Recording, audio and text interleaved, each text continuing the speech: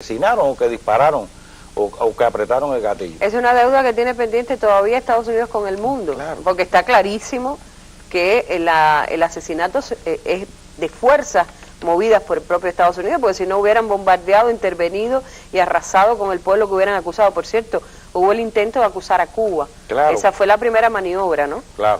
Es decir, ¿qué va a suceder en el proyecto de asesinato de Kennedy? Y es lo que nosotros tratamos de demostrar. Que la contrarrevolución cubana va a estar vinculada a todo el proceso de preparación de ese asesinato. Es decir, el conocido o el denominado asesino solitario, Lee Harvey Oswald, va a estar en relación con contrarrevolucionarios cubanos y agentes de la CIA desde el mes de abril de 1963 hasta el mes de noviembre de 1963. Y se le construía al mismo tiempo, paralelamente, una imagen de pro-revolucionario, pro-soviético, y hasta se le quiso traer a Cuba, ¿no? Afortunadamente sí. Cuba no cayó en la trampa. Sí, a finales de septiembre de 1963 Oswald fue a México y trató infructuosamente de conseguir una visa para Cuba, para visitar La Habana varias semanas. De haber sucedido eso, por supuesto, se hubiera encontrado la justificación perfecta para demoler definitivamente claro, Cuba. Pero cuando esto fracasa, Estados Unidos, la CIA, preparó una serie de correspondencias dirigidas a Oswald que fueron lanzadas de un correo en La Habana para tratar de documentar sus relaciones con Cuba. Porque ese era el objetivo, tratar de que además de que el asesinato de Kennedy sirviera o posibilitara la agresión a Cuba. Ya podemos llegar a una primera conclusión. Estados Unidos, que inspiró y movió tanto asesinato político contra el tercer mundo, en uno de esos planes terminó siendo víctima de un magnicidio, que es el asesinato de John F. Kennedy en Dallas en noviembre de 1963, pero ahí no paró la historia porque ya estaban desatados los demonios del asesinato político. Con este tema volvemos después de esta pausa en nuestra mesa redonda internacional por Telesur.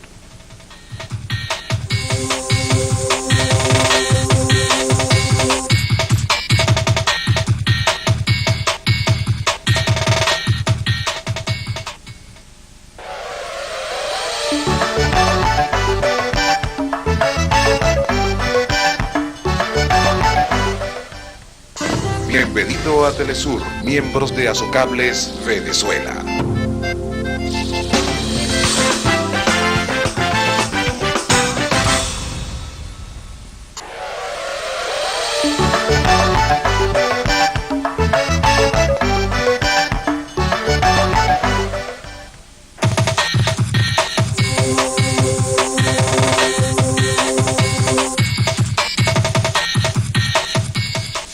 Y como les decía, tenemos por control remoto a María Rojas, quien es dirigente política chilena y que ha sido testigo y víctima ella misma de persecución como tantos revolucionarios chilenos por el mundo luego del tenebroso golpe de Estado que asesinó a Salvador Allende.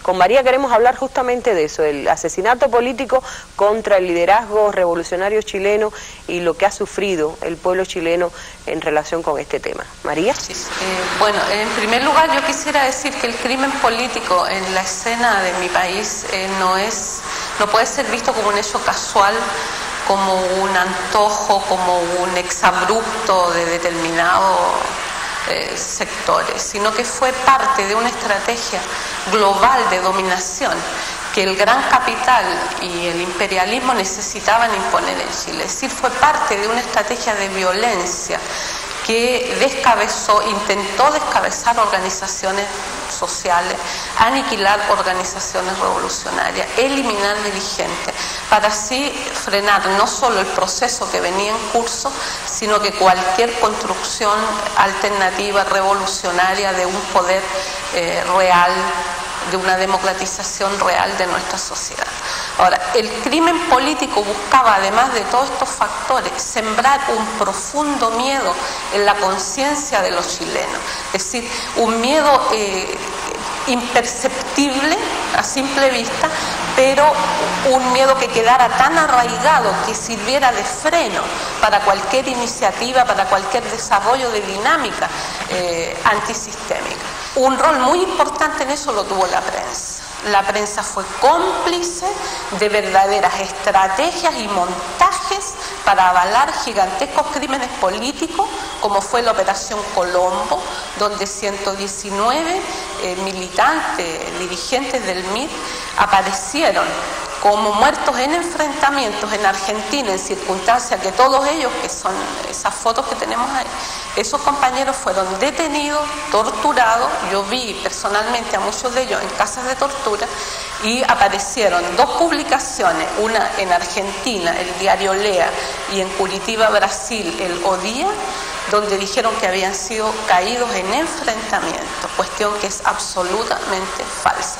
Naturalmente, estas estrategias de terrorismo y Estado surten y no surten efecto. Una parte de la sociedad se hace cómplice y una parte de la sociedad, los sectores más afectados, resisten. Y en mi pueblo hubo de las dos manifestaciones. Todavía hay miedo y hay resistencia. Y en eso se está todavía trabajando. Es un camino que no ha terminado. Gracias, María, por tu participación en esta mesa redonda internacional por Telesur. Y sin duda Chile es de los ejemplos más terribles, ¿no?, de cómo se llegó a concretar el asesinato político como una estrategia de aterrorizar a la población y de tratar también de hacer que renunciara al sueño de construir una sociedad distinta. Pero yo diría que, decía en la primera parte, que quería que habláramos un poquito en detalle, porque quizás los televidentes de Telesur no conocen quién era Ben Barca, por qué se convierte en objeto de asesinato político, de la envergadura de aquel asesinato y del modo en que se cometió aquel asesinato. Sí, Ali, mira, comenzaría por retomar las palabras o la definición que da María Rojas. Crear terror es realmente lo que está en la base de los métodos que se han utilizado a lo largo de la historia por parte de Estados Unidos y de sus aliados. En el caso de Ben Barca es una figura increíble. Ben Barca es un hombre que estudia ciencias en la Universidad de Argel, se gradúa allí, se convierte en un eminente matemático, da clases, se traslada a su país, a Rabat, y se convierte ahí en un eminente profesor, pero rápidamente se convierte también en un líder de la juventud y sobre todo de las masas campesinas marroquíes, porque la Marruecos de esa época, y bueno, no pienso que la de hoy se diferencie mucho, tenía alrededor de un 65% de la población era de origen campesino, o no de origen, realmente eran campesinos.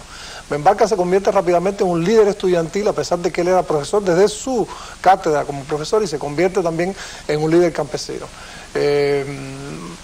Interpreta desde muy temprana fecha de que la lucha por la independencia en Marruecos no podía ser el fin, sino que había que luchar porque se eliminara la monarquía en Marruecos y se creara un régimen verdaderamente democrático.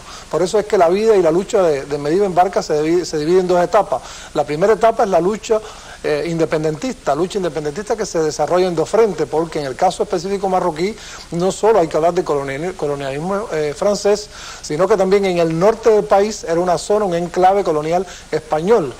Y te podría decir que cuando se produce el arribo de Marruecos a la independencia en el año 56, solo unos meses después que el país en su totalidad es independiente al ceder España ese enclave colonial que tenía en la denominada antes la zona del Rif en el norte de Marruecos. Ahora, a él lo asesinan más allá de su carácter de líder marroquí, es decir, ya él ha trascendido, él tiene una implicación en esto que dio origen a los PAL o a la Tricontinental, que es la ayuda mutua entre los movimientos revolucionarios en el mundo. Él es ya un líder de talla más allá de su propio territorio, Alfredo. Sí, lo que sucede es que cuando en el año 57... Y lo matan por eso, ¿no? Estamos hablando